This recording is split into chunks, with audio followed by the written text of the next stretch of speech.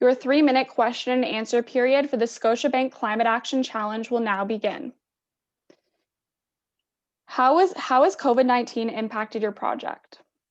Sure. So initially, we were actually in the consignment phase where we were basically going out to students and other peoples in the community to retain their used clothing and holding pop-ups. But obviously, because of COVID-19, physical pop-ups was no longer a viable option. And then we tried to basically shift our focus to an online type shop, which actually meets in with like current demand, which consumers are demanding more accessible and online, easy, accessible products. Did you engage any subject matter experts in the development of this project?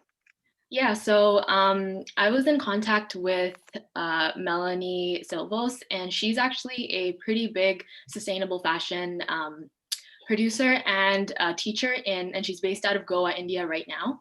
And I was basically talking to her largely just connecting on the upcycling portion of our business now, because she did have a lot of experience procuring material as well as figuring out a way to systemize how we turn old materials into new ones.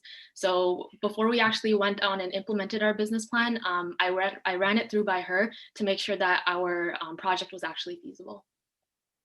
Have you had any unintended negative effects on the climate through this project, and how did you overcome them?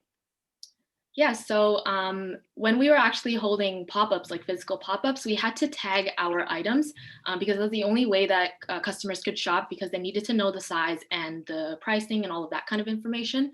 And we realized that once the sale was made, they were actually cutting off the tags and throwing them into the garbage, which was quite wasteful. So instead, what we did was we printed tags and laminated them so that we could reuse them. So as soon as a sale was made, we would remove the tag, clean it down, and then reuse that same tag for our next pop-up. What was the biggest challenge you faced when implementing this project, and how did you overcome it? Yeah, so we shifted to the upcycling phase last summer, and at that point, everything was shut down. So including like thrift stores and stuff like that. So it was really hard to actually reach out to a lot of these like local organizations to figure out a way that like how we would actually procure our material. But really, all we had to do was dig a little bit deeper and find like online shops across the world that were also still open.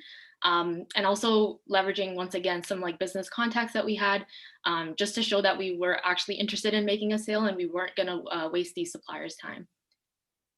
Do you have plans to scale your project? Why and how? Sure. So right now we're in the phase of developing our first official collection. So we're in the step one of our growth plan. And then once we actually launch or release this collection, we're going to try making at least one collection every. Your time has now expired. Thank you, University of Waterloo.